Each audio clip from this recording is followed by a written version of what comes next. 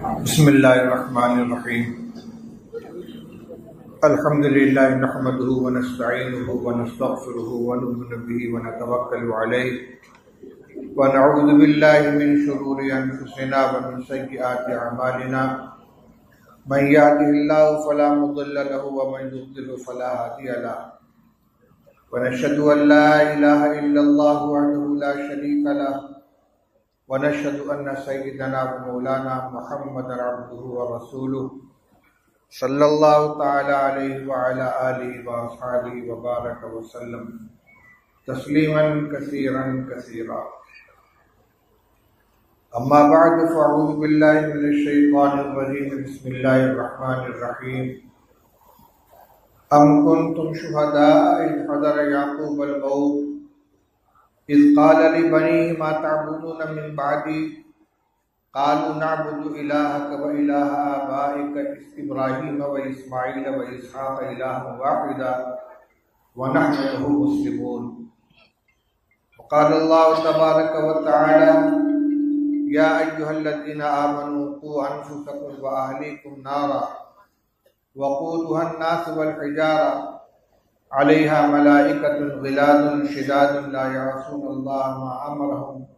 ویفعلون ما یؤمرون. صدق اللہ العلی العظیم. محترم علماء کرام، بزرگان ملت، نوجوان بھائیوں، قابل احترام ماں اور بہنوں اور جملہ حاضرین جلسہ، بہت ہی مسرت کا موقع ہے کہ اتنا بڑا مجمع صرف ایک مسئلے کے اوپر اکٹھا ہے، اور وہ مسئلہ ہے اپنے اور اپنے اہل و عیال، موجودہ اور آنے والی نسلوں کی ایمان کی حفاظت اور تاج ختم نبوت کے لیے اپنا سب کچھ قربان کر دینے کا جذبہ اور اس کا عہد. مجھے معلوم ہے کہ اس عظیم الشان جلسے میں مسلکی اعتبار سے مختلف نظریات کے حامل احباب موجود ہیں. ان کے اپنے مسلک و مشرب کے اندر اختلاف ہو سکتا ہے، لیکن اس مسئلے میں سب کے سب متفق ہیں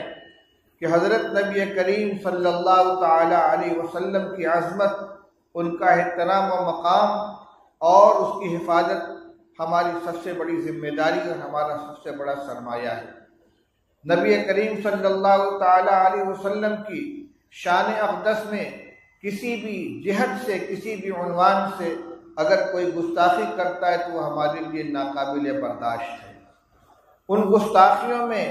ایک گستاخی یہ بھی ہے کہ نبی کریم صلی اللہ تعالی علیہ وسلم ارشاد فرماتے ہیں انا خاتم النبیین ولا نبی بعدی، کہ میں تمام انبیاء کا خاتم ہوں، میرے بعد کوئی نبی نہیں آئے گا. اور کوئی کذاب جھوٹا ان کا دعویٰ کرے کہ نہیں میں بھی نبی ہوں اور مجھے بھی اللہ نے آپ کے بعد نبوت دی ہے، اور اس کذب، اس افطرا اور اس جھوٹے دعویٰ کی تصدیق کرنے والا بھی اسی درجے میں نبی کریم صلی اللہ تعالی علیہ وسلم کی شان اقدس میں گستاخی کرنے والوں میں شمار ہوگا. آج کا یہ عظیم الشان مجمع یہ جذبہ لے کر آیا ہے کہ ایسے تمام مفسدین، ایسے ہی تمام باطل دعویٰ کرنے والوں کی ہم سرکوبی کریں گے اور ان کی طرف سے پھیلائی جانے والی غلط فہمیوں کا ہم مقابلہ کریں گے. اپنی اور اپنی نسلوں کی ان کے ایمان کی حفاظت کریں گے. اسی ذمہ داری کا احساس پیدا کرانے کے لیے اور آنے والے فتنے کن کن راستوں سے آتے ہیں ان کا تعارف کرانے کے لیے آپ کا یہ مجمع آج اکٹھا ہوا ہے. میرے بھائیو بزرگوں، سب سے پہلے میں ان دو آیتوں کا ترجمہ اور تشریح آپ کے سامنے پیش کروں جو میں نے خطبے کے بعد آپ کے سامنے پڑھی ہے، تاکہ یہ محسوس کریں کہ اپنے ایمان کی حفاظت، اپنے اہل و عیال کے ایمان کی حفاظت اور آنے والی نسلوں کی فکر کتنی اہمیت کی حامل ہے. پہلی آیت جو میں نے آپ کے سامنے پڑھی ہے یہ پہلے پارہ کے آخری رکوع کے قریب کی آیت ہے. اس میں اللہ جل شانہ ارشاد فرماتے ہیں ام کنتم شہداء اذ حضر یعقوب الموت اذ قال لبنیہ ما تعبدون من بعدی قالوا نعبد الہک و الہ آبائک ابراہیم و اسماعیل و اسحاق الہ واحدا ونحن لہ مسلمون۔ آیت کریمہ کا ترجمہ یہ ہے، اللہ تعالیٰ ارشاد فرماتے ہیں، ہمیں اور آپ کو اور امت مسلمہ کو خطاب کر کے ارشاد فرماتے ہیں کہ کیا تم لوگ اس وقت موجود تھے جب یعقوب کی موت کا وقت قریب آیا؟ حضرت یعقوب علیہ نبینا علیہ السلام کے انتقال کا جب وقت قریب آیا، جب انہوں نے اپنے بیٹوں کو، اپنے لڑکوں کو بلا کر اکٹھا کر کے ان کو خطاب کر کے ان سے یہ پوچھا، ما تعبدون من بعدی، کہ تم میرے بعد کس کی عبادت کرو گے؟ میں تو دنیا سے چلا جاؤں گا، رخصت ہو جاؤں گا، تم میرے بعد کس کی عبادت کرو گے، کس کو اپنا معبود مانو گے؟ انہوں نے کہا نعبد الہک و الہ آبائک، ابا جان آپ اطمینان رکھیں، ہم اسی خدا کی عبادت کریں گے جو آپ کا بھی معبود ہے، آپ کے آباء و اجداد کا بھی معبود ہے، حضرت ابراہیم، حضرت اسماعیل، حضرت اسحاق کا معبود ہے جو اکیلا معبود ہے، وَنَحْنُ لَهُ مُسْلِمُونَ، اور ہم سب مل کر اس کی اطاعت کریں گے۔ میرے بھائیوں ذرا غور کیجئے یہ کون ہیں اور کس سے پوچھ رہے ہیں؟ یہ حضرت یعقوب علیہ السلام ہیں جو خود نبی ہیں، ان کے والد حضرت اسحاق علیہ السلام نبی ہیں، ان کے دادا حضرت ابراہیم علیہ السلام نبی ہیں، اور خود ان کی اولاد کے اندر نبوت ہے، حضرت یوسف علیہ السلام نبی ہیں، اور حضرت یوسف علیہ السلام ہی نہیں بلکہ جتنے انبیاء بنی اسرائیل پیدا ہوئے ہیں وہ سب کے سب حضرت یعقوب علیہ السلام کی اولاد میں سے ہیں۔ بنی اسرائیل حضرت یعقوب علیہ السلام کی اولاد کو کہا جاتا ہے، اسرائیل حضرت یعقوب کا لقب ہے۔ تو بنی اسرائیل وہ انبیاء ہیں جو حضرت یعقوب علیہ السلام کی اولاد میں پیدا ہوئے، جن میں حضرت یوسف علیہ السلام ہیں، حضرت موسیٰ علیہ السلام ہیں، حضرت ہارون علیہ السلام ہیں، حضرت داؤد علیہ السلام ہیں، حضرت سلیمان علیہ السلام ہیں، حضرت یوشع ابن نون علیہ السلام ہیں، حضرت عیسیٰ علیہ السلام ہیں۔ اتنے نبیوں کا باپ، اتنے نبیوں کا جد اعلیٰ، خود نبی کی اولاد، نبی کا پوتا، اس کو اپنے انتقال کے وقت اگر فکر ہے تو کس چیز کی فکر ہے؟ یہ نہیں پوچھتے گئے کہ میرے بچوں تم میرے بعد کیا کھاؤ گے، کہاں رہو گے، کیا کاروبار کرو گے، کیسے زندگی گزارو گے، تمہاری ضروریات کی کفالت کون کرے گا؟ نہیں، فکر ہے تو صرف ایک بات کی فکر ہے، وَتَعْبُدُونَ مِن بَعْدِي، تمہارا ایمان کا کیا ہوگا، تم عبادت کس کی کرو گے، معبود کس کو مانو گے، الہ کس کو مانو گے؟ پوری زندگی ان کی تربیت کے اوپر صرف کی ہے، ان کے ایمان کی حفاظت کی ہے، قدم قدم پر ان کی رہنمائی کی ہے، اور یہ ایمان پشتی نہیں چلا آ رہا ہے۔ ملت ابراہیمیہ کے بانی حضرت ابراہیم علیہ السلام کے پوتے ہیں یعقوب علیہ السلام، اپنے بیٹوں کی تربیت فرمائی ہے، اس خاندان کے اندر نبوت چلی آ رہی ہے، ایمان چلا آ رہا ہے، لیکن دنیا سے جاتے جاتے ان کو فکر ہے کہ اس بات کی کہ میرے بعد میرے بچوں کے ایمان کا کیا ہوگا۔ ضمانت چاہتے ہیں، اقرار کرنا چاہتے ہیں، اور ان بچوں نے، ان سب نے، جس میں حضرت یوسف علیہ السلام ہیں، حضرت بنیامین ہیں، یہودا ہیں، اور 12 بیٹے ہیں، وہ سب کے سب اطمینان دلاتے ہیں کہ ابا جان آپ اطمینان رکھیں، ہم اسی خدا کی عبادت کریں گے جس کی عبادت آپ کے دادا حضرت ابراہیم کرتے تھے، حضرت اسماعیل کرتے تھے، حضرت اسحاق کرتے تھے، اور آپ کا جو معبود تھا ہم اسی ایک خدا کی عبادت کریں گے۔ میرے بھائیوں، اللہ تعالیٰ نے یہ واقعہ قرآن پاک کے اندر نقل کیا ہے۔ قرآن قصہ کی کتاب نہیں ہے، اس میں ہر واقعہ عبرت اور نصیحت کے لیے بیان کیا جاتا ہے۔ یہ ہمیں اور آپ کو درس دیا جا رہا ہے کہ ہم پوری زندگی اپنی اولاد کے لیے محنتیں کرتے ہیں، ان کی دنیاوی ضرورتوں کی تکمیل کے لیے طرح طرح کے منصوبے بناتے ہیں، اور ایک بوڑھا باپ کہتا ہے کہ بہت اطمینان سے میں دنیا سے جا رہا ہوں، میں نے الحمدللہ اپنے سب بچوں کی شادی کر دی ہے، سب کے لیے الگ الگ مکانات بنا دیے ہیں، سب کے لیے الگ الگ کاروبار کھڑے کر دیے ہیں، سب اپنے پیر پر کھڑے ہو گئے ہیں، کوئی کسی کا محتاج نہیں ہے، میں بالکل مطمئن ہوں۔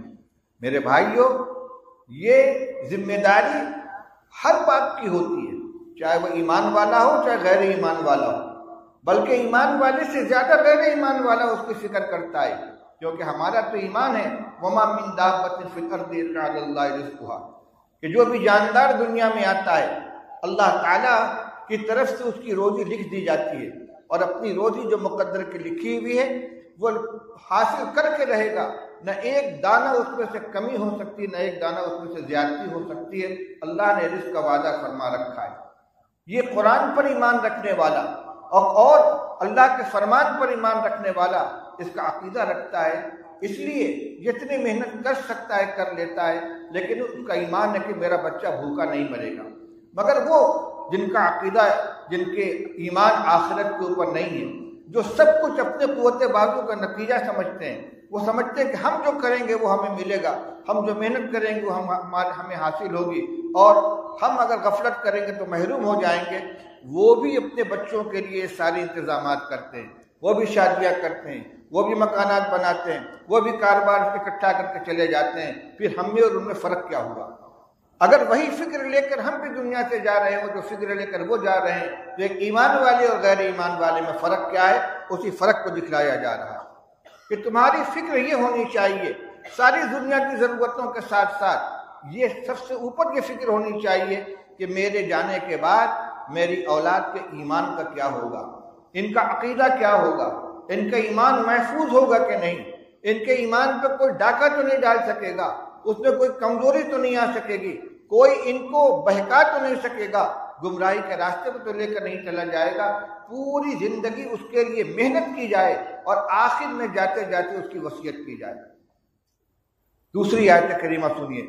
اللہ تعالیٰ ارشاد فرماتے ہیں یا ایھا الذین آمنوا قوا انفسکم واہلیکم نارا، اے ایمان والو اپنے آپ کو اور اپنے اہل و عیال کو آگ سے بچاؤ۔ قوا انفسکم واہلیکم نارا، بچاؤ اپنے آپ کو اور اپنے اہل و عیال کو آگ سے۔ کون سی آگ؟ وقودھا الناس والحجارہ، وہ آگ کہ جس کا ایندھن انسان اور پتھر ہوں گے، جہنم کی آگ جس کو بھڑکانے کے لیے کوئلہ نہیں ڈالا جائے گا، لکڑی نہیں ڈالی جائے گی، ایندھن نہیں ڈالا جائے گا، اس کے ایندھن انسان اور پتھر ہوں گے۔ وقودھا الناس والحجارہ، اور کوئی بڑا سے بڑا طاقتور، بڑی سے بڑی حیثیت کا حامل اپنے آپ کو اس سے بچا نہیں سکے گا۔ علیہا ملائکۃ غلاظ شداد لا یعصون اللہ ما امرہم ویفعلون ما یؤمرون، فرمایا اس آگ کے اوپر ایسے فرشتے متعین ہوں گے، مسلط ہوں گے، جو بڑے طاقتور ہوں گے، بڑے سخت مزاج ہوں گے، رحم کا جذبہ ان کے اندر بالکل نہیں ہوگا، ان کے سامنے کوئی فریاد نہیں چلے گی، کوئی خوشامد نہیں چلے گی، اور طاقت کے ذریعے کو ان کا مقابلہ نہیں کر سکے گا، ان کو مغلوب نہیں کر سکے گا۔ ملائکۃ غلاظ شداد، بڑے سخت گیر ہوں گے، بڑے مضبوط ہوں گے۔ لا یعصون اللہ ما امرہم، اللہ کی طرف سے انہیں جو حکم ملے گا اس کی نافرمانی نہیں کریں گے۔ جس کے بارے میں حکم ہوگا اسے جہنم میں ڈالو، اسے جہنم میں ڈال کے رہیں گے۔ جو سزا دینے کا حکم ہوگا اس سزا کو ان کے اوپر مسلط کریں گے۔ وَيَفْعَلُونَ مَا يُؤْمَرُونَ، اور جو ان کو حکم دیا جائے گا اس کو بجا لائیں گے۔ اس آیت کریمہ میں اللہ تعالیٰ فرماتے ہیں بچاؤ اپنے آپ کو اور اپنے اہل و عیال کو آگ سے۔ آگ سے بچانے کا کیا مطلب ہے؟ کیا کوئی ذی شعور انسان خود کو آگ میں ڈالنے کے لیے تیار ہوتا ہے، یا اپنے بال بچوں کو، گھر والوں کو آگ میں ڈالنے کے لیے تیار ہوتا ہے؟ کیا کوئی جماعت ہے، کوئی گروہ ہے جو یہ چاہتا ہے کہ میں آگ میں کود پڑوں؟ اللہ تعالیٰ اس کو منع فرما رہے؟ نہیں، ایسا بالکل نہیں ہے۔ انسان تو انسان، کوئی جانور بھی خود کو آگ میں ڈالنے کے لیے تیار نہیں ہوگا، اپنے بچوں کو، اپنے چوزوں کو، اپنے جو ان کی نسلیں ہیں ان کو بچانے کی کوشش کرے گا۔ آگ جلتی ہوئی دیکھے گا تو بھاگے گا۔ پھر وہ اس آیت کا مطلب کیا ہوگا؟ آیت کریمہ کا معنی یہ، اس راستے پر چلنے سے بچو اور اپنے اولاد کو، اہل و عیال کو بچاؤ جس کا آخری انجام جہنم ہے۔ جس راستے پر چل کر انجام کے طور پر تم جہنم میں جاؤ گے، اس راستے سے اپنے آپ کو بچاؤ۔ اور میرے بھائیو، وہ راستہ کیا ہے؟ ایک وہ آگ ہے جس میں جانے والا اس میں سے کبھی نہیں نکلے گا، اور ایک وہ آگ ہے جس میں جانے کے بعد سزا بھگتنے کے بعد وہاں سے نکلنا نصیب ہو سکتا ہے۔ وہ کون سی آگ ہے جس میں جانے کے بعد کبھی نکلنا نصیب نہیں ہوگا؟ وہ ہے کفر اور شرک کے اندر مبتلا لوگوں کے لیے تیار کی ہوئی آگ، اعدت للکافرین۔ جو آگ اللہ کے باغیوں کے لیے، اللہ کے انکار کرنے والوں کے لیے، اللہ کے ساتھ شریک کرنے والوں کے لیے تیار کی گئی ہے، اس میں داخل ہونے والا کبھی نہیں نکلے گا۔ اور وہ آگ جو گناہگاروں کے لیے تیار کی گئی ہے، ان کے لیے نکلنے کا راستہ موجود ہوگا۔ میرے بھائیوں، عملی کوتاہیاں امت مسلمہ کے اندر عام ہیں۔ آج بے نمازیوں کی تعداد نمازیوں سے زیادہ ہے، داڑھی منڈانے والوں کی تعداد داڑھی رکھنے والوں سے زیادہ ہے۔ امت کے اندر کتنے افراد ہیں جو شراب پیتے ہیں، جو جوا کھیلتے ہیں اور بہت سی غلط کاریوں کے اندر مبتلا ہیں، لیکن ممکن ہے کہ اللہ تعالیٰ ان کو توفیق عطا فرمائے اور وہ مرنے سے پہلے توبہ کر لیں، اپنے اعمال کی اصلاح کر لیں، نیکی کے راستے پر آ جائیں،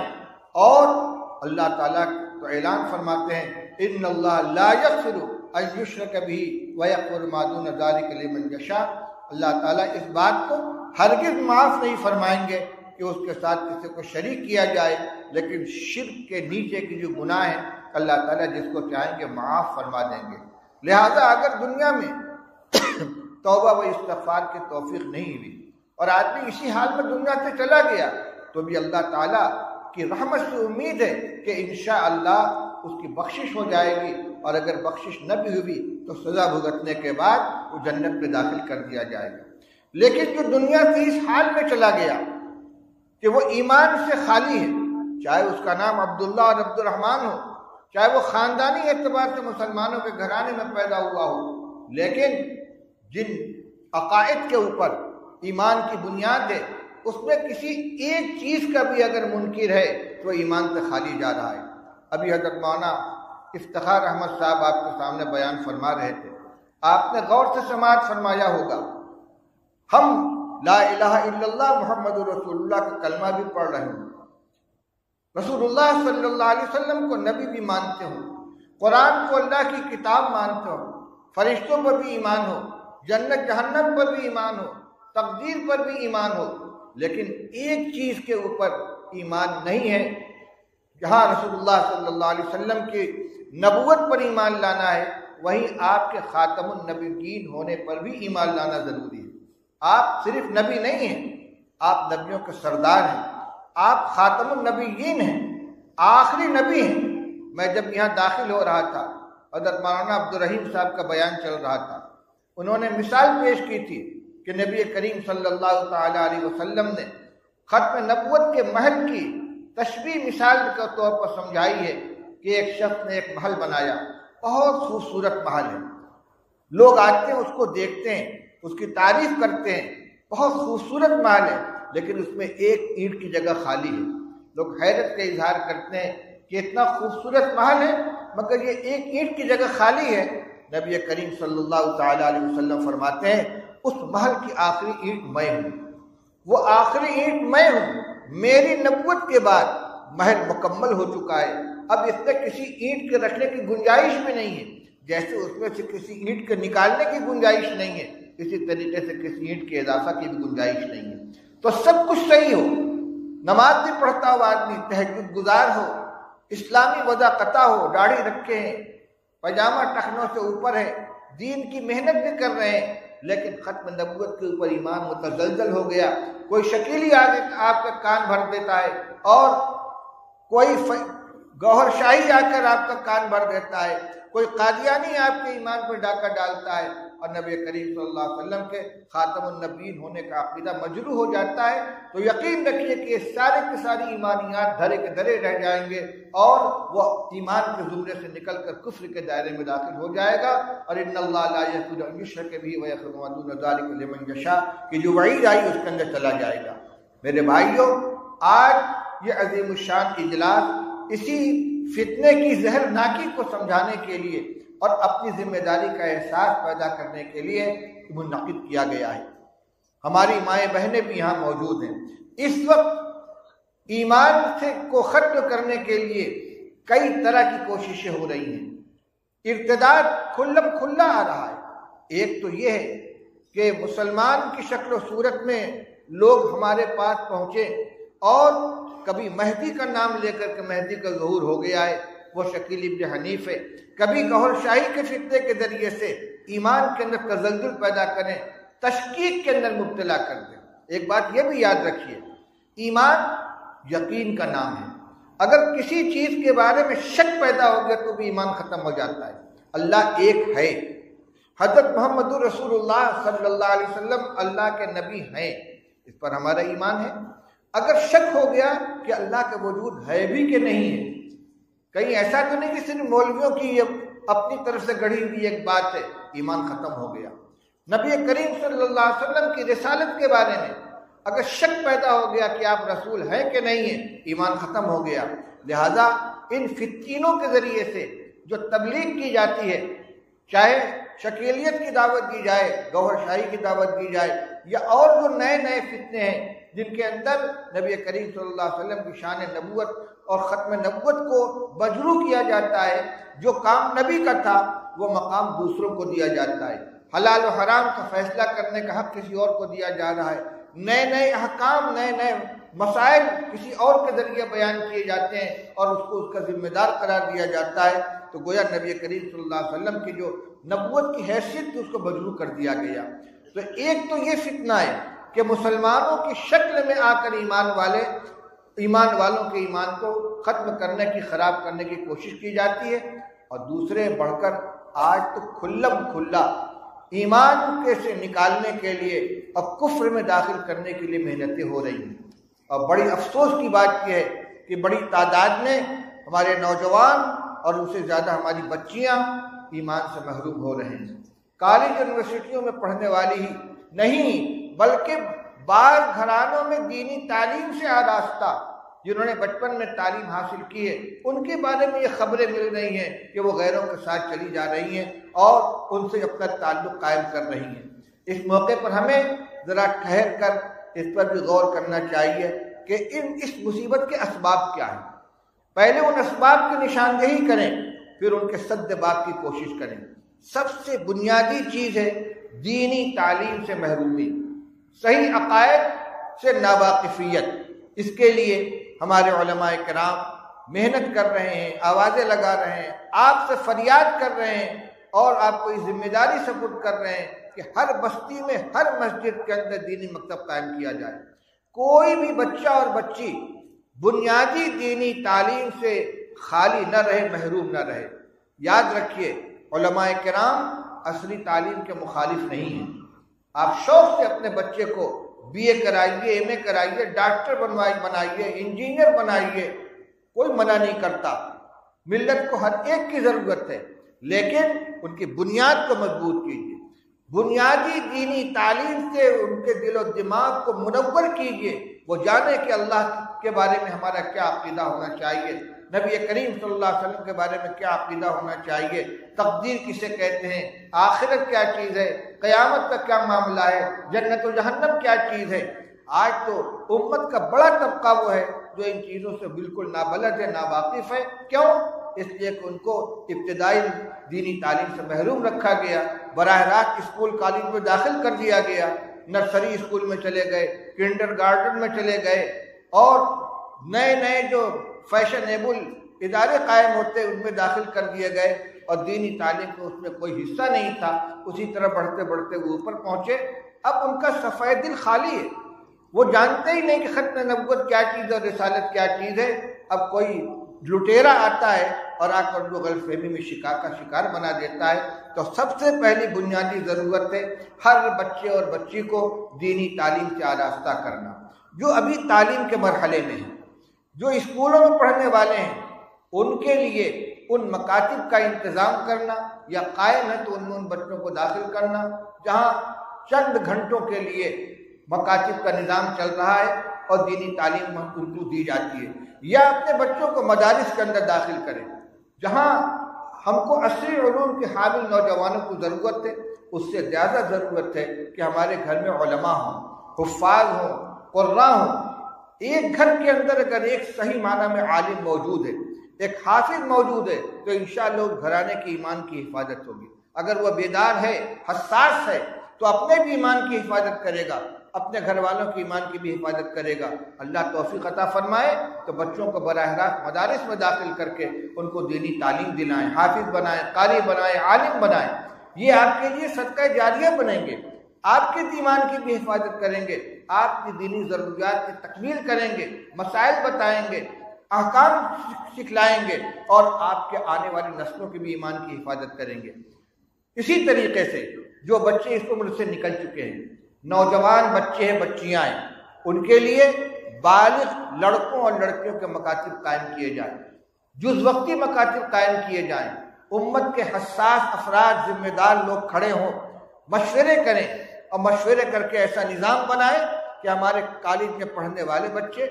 اسکولوں میں جانے والے بچے، یا وہ کہ جو کسی تعلیم گاہ سے وابستہ نہیں ہیں، اپنا کاروبار کرتے ہیں، مزدوری کرتے ہیں، تجارت کرتے ہیں، آفس میں کام کرتے ہیں، ان کا کچھ وقت لیا جائے اور ان کو عقائد سکھلائی جائے۔ آج مسائل کے ساتھ ساتھ عقائد کے تعلیم کی بہت زیادہ ضرورت ہے، بہت زیادہ ضرورت ہے کہ عقائد کے لوگوں کے اندر تعلیم دی جائے۔ اسی طرح ہماری مائیں بہنیں، ان کے درمیان بھی عقائد کی تعلیم، عقائد پر مشتمل کتابوں کا پڑھنا پڑھانا یہ بہت ضروری ہو گیا ہے، اس لیے کہ غیروں کے ہتھے چڑھنے والی تعداد بچوں کے مقابلے بچیوں کی زیادہ ہے، اور کھلم کھلا ان کے ساتھ جا رہی ہیں، اور شادی کے نام پر ڈرامہ ہو رہا ہے، اپنے گھر والوں سے رشتہ کاٹ لیتی ہیں۔ اس لیے سب سے بنیادی ضرورت دینی تعلیم کی ہے۔ اسی کے ساتھ کچھ چیزیں اور بھی ہیں۔ یہ سوشل میڈیا گمراہی کا بہت بڑا ذریعہ ہے۔ ماں باپ اپنے بچوں کو اور بچیوں کو بڑا موبائل دے دیتے ہیں، پھر ان کی سرگرمیوں سے صرف نظر کر لیتے ہیں، وہ اپنے موبائل کا استعمال کس طرح کر رہے ہیں، کس طرح کر رہی ہیں، کن سے رابطہ ہے، کن سے میسج کا تبادلہ ہو رہا ہے، کن سے تعلقات پیدا ہو رہے ہیں۔ پھر یہ پانی جب سر سے اوپر پہنچ جاتا ہے، اس وقت بند قائم کرنے کی کوشش کی جاتی ہے تو مسئلہ ہاتھ سے نکل چکا ہوتا ہے۔ اس لیے سرپرستوں کی ذمہ داری ہے کہ اگر ضرورت ہے، واقعتاً ضرورت محسوس ہوتی ہے، تو بچوں کے ہاتھ میں بڑا موبائل نہ دیں۔ اگر کسی ضرورت کے لیے دیا جائے تو اس کی نگرانی کی جائے، بار بار اس کو چیک کیا جائے کہ اس کے اندر کیا کیا چیزیں بھری ہوئی ہیں اور ان کا استعمال کس طریقے سے ہو رہا ہے۔ یہ جو تعلقات غلط قسم کے پیدا ہوتے ہیں، اس میں بہت بڑا دخل ان دو چیزوں کو ہے۔ ایک اسکول اور کالج کے اندر مخلوط تعلیم، جہاں اسکول کے درجے سے اوپر پہنچتے ہیں، کالج کی تعلیم شروع ہوتی ہے تو قانونی اعتبار سے کو ایجوکیشن، مشترکہ تعلیم، وہاں بچوں اور بچیوں کے لیے الگ الگ ششتیں نہیں ہوتی، بلکہ اس کو روشن ضمیری سمجھا جاتا ہے، روشن دماغی سمجھا جاتا ہے کہ نشستیں اس طریقے سے بنائی جائیں کہ ہر لڑکی کے چاروں طرف لڑکے ہوں اور ہر لڑکے کے چاروں طرف لڑکیاں ہوں۔ اس اعتبار سے نشستیں بنائی جاتی ہیں اسکولوں کالجوں کے اندر۔ اور اب تو جنسی تعلیم دی جا رہی ہے، ہیجان پیدا کرنے والی چیزیں تعلیم کے اندر شامل کی جا رہی ہیں۔ میرے بھائیوں، یہ ایک تو اسکول کا ماحول اور دوسری یہ سوشل میڈیا، یہ دونوں چیزیں ہمارے بچوں اور بچیوں کے ایمان کو لوٹنے کے لیے محرک کا کام دیتے ہیں۔ اس لیے اگر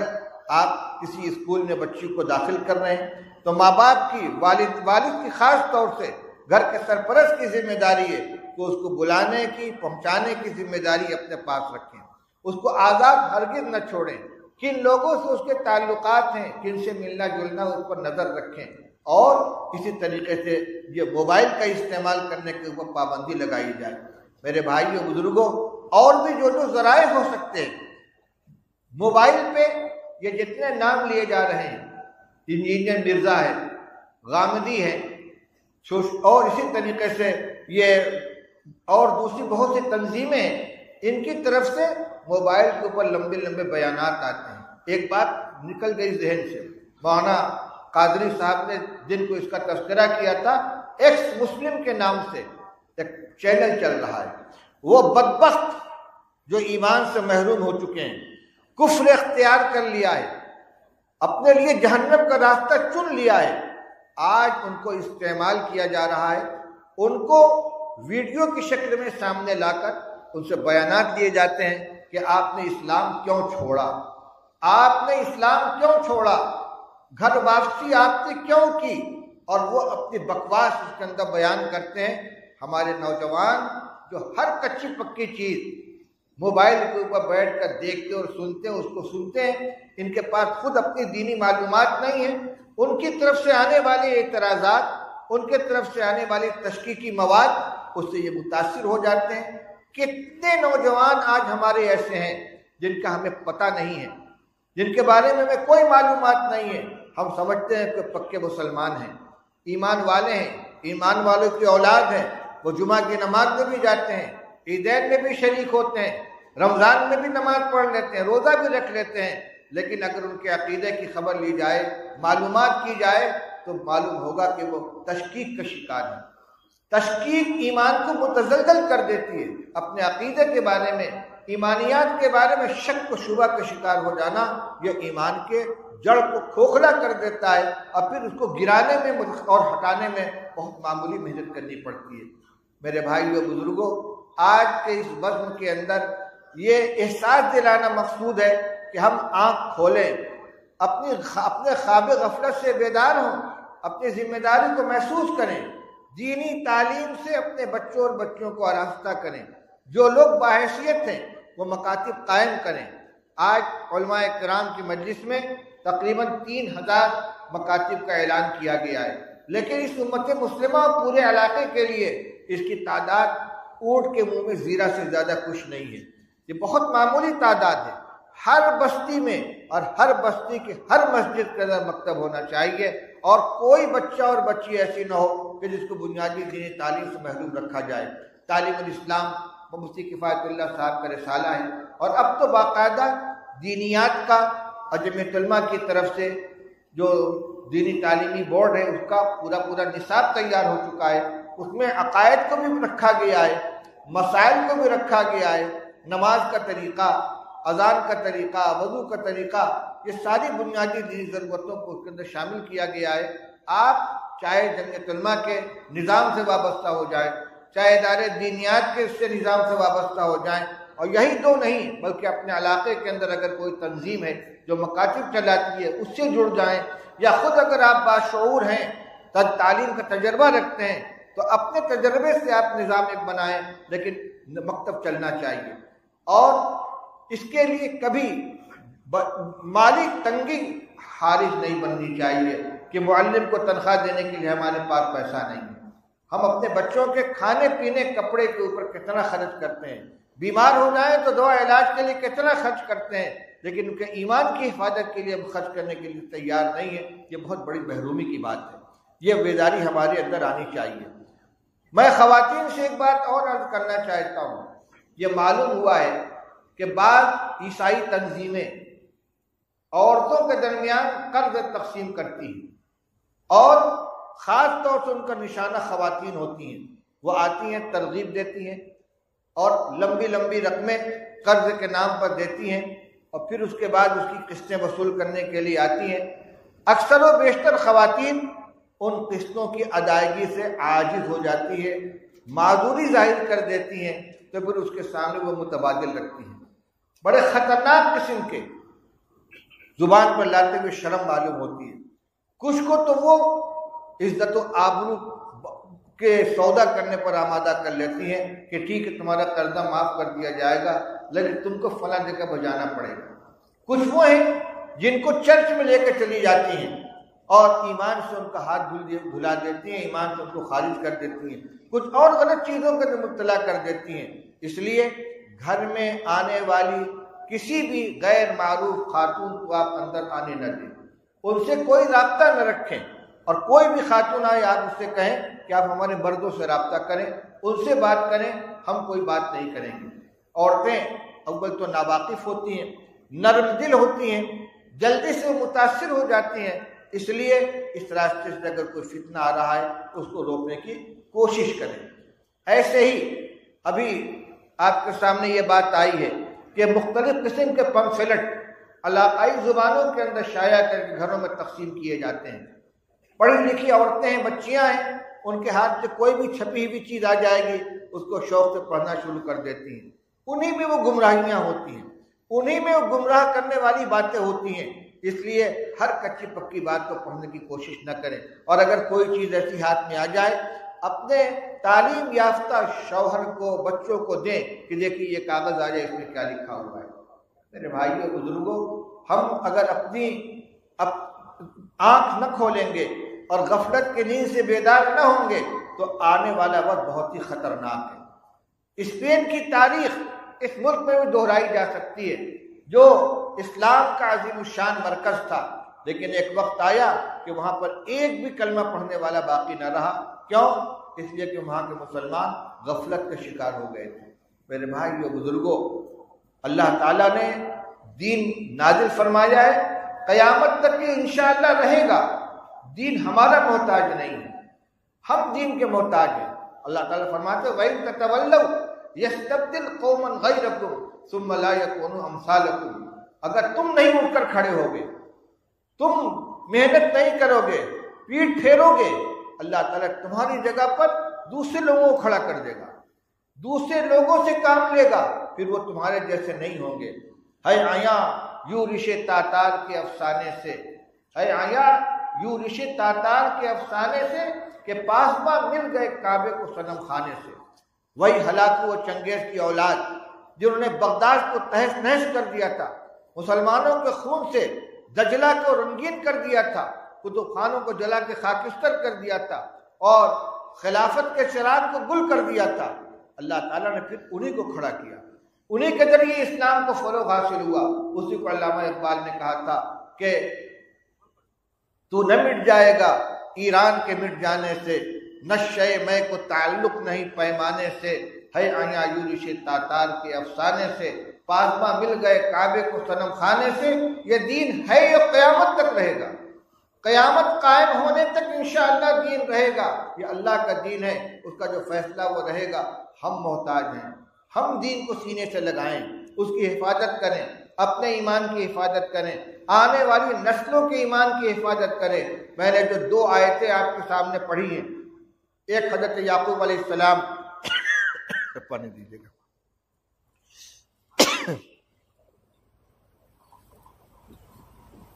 حضرت یعقوب علیہ السلام کا اپنی اولاد سے انتقال سے پہلے یہ پوچھنا کہ تم میرے بعد کس کی عبادت کرو گے، یہ احساس ہم سب کو ہونا چاہیے۔ جانے سے پہلے، دنیا سے رخصت ہونے سے پہلے، آنکھ بند ہونے سے پہلے اپنی ساری توانائی صرف کر کے اس بات کا اطمینان کر لیں کہ انشاءاللہ ہمارے گھر میں ہماری اولاد کا، ہماری ذریت کا دین محفوظ رہے گا، ان کو کوئی متزلزل نہیں کر سکے گا، ان کے ایمان کو کوئی ڈاکہ نہیں ڈال سکے گا۔ اسی طرح دوسری آیت کریمہ میں اللہ تعالیٰ نے جو ذمہ داری عطا فرمائی ہے کہ اے لوگ، اے ایمان والو، اپنے آپ کو اور اپنے اہل و عیال کو اس راستے سے بچاؤ کہ جس کے ایندھن آدمی اور پتھر ہیں، اس راستے پر ہرگز نہ چلیں۔ یہ غفلت کا راستہ وہی راستہ ہے۔ علامہ شیخ سعدی رحمۃ اللہ علیہ فرماتے ہیں ترسم نہ رسی بکعبہ اے عرابی کی رہ کے میں روی بترکستان نست۔ فرماتے ہیں او گاؤں والے، مجھے ڈر ہے کہ تو کعبہ تک نہیں پہنچ سکے گا، کیونکہ تو جس راستے پہ چل رہا ہے یہ راستہ تو ترکستان کو جاتا ہے۔ ترکستان کے راستے پر چلنے والا یہ سمجھے کہ ہم کعبہ پہنچیں گے، کیسے ہو سکتا ہے؟ اگر کعبہ پہنچنا ہے تو کعبہ کے راستے پہ قدم بڑھانا ہوگا، صحیح رخ کا تعین کرنا ہوگا، صحیح طریقے پہ چلنا ہوگا۔ اگر آنکھ بند کر کے چلیں گے، غفلت کا راستہ اختیار کریں گے، دائیں بائیں کٹ جائیں گے، تو منزل تک نہیں پہنچیں گے۔ یہی معنی ہے قوا انفسکم واہلیکم نارا کا۔ اپنے مستقبل کا جو سفر کر رہے ہو، تمہاری اولاد کس راستے پہ جا رہی ہے، تمہاری نسل جس راستے پر چل رہی ہے، غور کرو، سوچو اس کی آخری منزل کیا ہے، کہاں پہنچیں گے؟ یہ جنت کے راستے پر چل رہے ہیں یا جہنم کے راستے پر چل رہے ہیں، یہ تمہاری ذمہ داری ہے۔ اس لیے میرے بھائیوں، جو باتیں علماء کرام کی زبانی آپ حضرات کے سامنے آئی ہیں ان کو آپ سمجھیں، اور خاص طور سے عقیدہ ختم نبوت کی حفاظت کے لیے اپنے آپ کو تیار کریں۔ حضرت نبی کریم صلی اللہ علیہ وسلم کے بارے میں اتنا ایمان لانا کافی نہیں ہے کہ آپ اللہ کے نبی ہیں، بلکہ ضروری ہے کہ آپ اللہ کے آخری نبی ہیں۔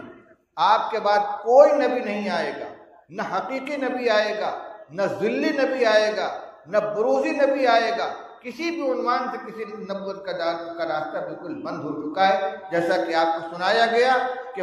قصر نبوت کی آخری اینٹ نبی کریم صلی اللہ علیہ وسلم ہے، اب اس میں ایک رخنا کی جگہ بھی خالی نہیں ہے کہ اس میں کسی کو داخل کرنے کی کوشش کی جائے۔ اس لیے بھائی یہ فوٹو چھوڑیے، فوٹو کون لے رہا ہے؟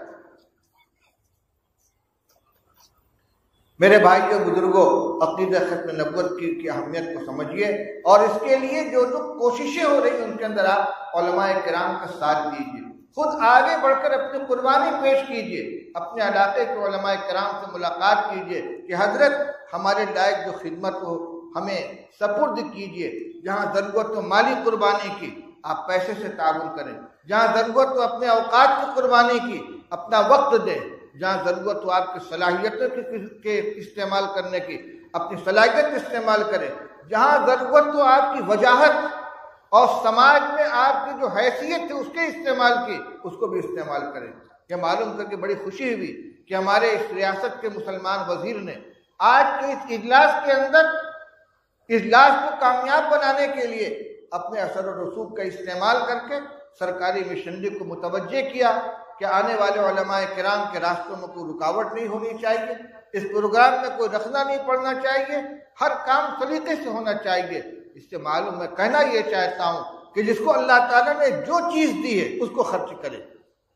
جو چیز دی ہے اس کو خرچ کرے، جس کے پاس پیسہ ہے پیسہ خرچ کرے، جس کے پاس وقت ہے وقت خرچ کرے، جس کے پاس قلم ہے قلم استعمال کرے، جس کے پاس زبان ہے زبان استعمال کرے۔ ائمہ مساجد کے اندر مصلیوں کے درمیان اس مسئلے کو بتائیں اور جو فتنے آ رہے ہیں ان سے آگاہ کریں۔ اور اسی کے ساتھ ساتھ میں نوجوانوں سے درخواست کرنا چاہتا ہوں کہ اگر کسی کے پاس کوئی آدمی آ کر اس طرح کی باتیں کرے،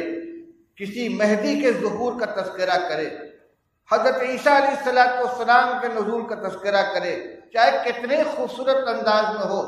فوراً اپنے مسجد کے امام صاحب کو مطلع کیجیے، اپنے محلے کے عالم کو بتائیے کہ فلاں نوجوان میرے پاس اس طرح کی باتیں کر رہا تھا، تاکہ آپ تو اس سے محفوظ رہ سکیں اور پھر اس کے اوپر قدغن لگا کر اس کی گمراہی پھیلانے کے سلسلے کو موقوف کیا جا سکے۔ میں سمجھتا ہوں کہ آج کی اس مجلس میں مجھ سے پہلے جن علماء کرام نے جس انداز سے آپ کو متوجہ کیا ہے، آپ اس ذمہ داری کو محسوس کریں گے۔ 2 عہد آپ سے لینا ہے، بلکہ 3 عہد لینا ہے۔ نمبر 1، ہر آدمی اپنے گھر کے بچوں اور بچیوں کو دینی تعلیم دلائے گا،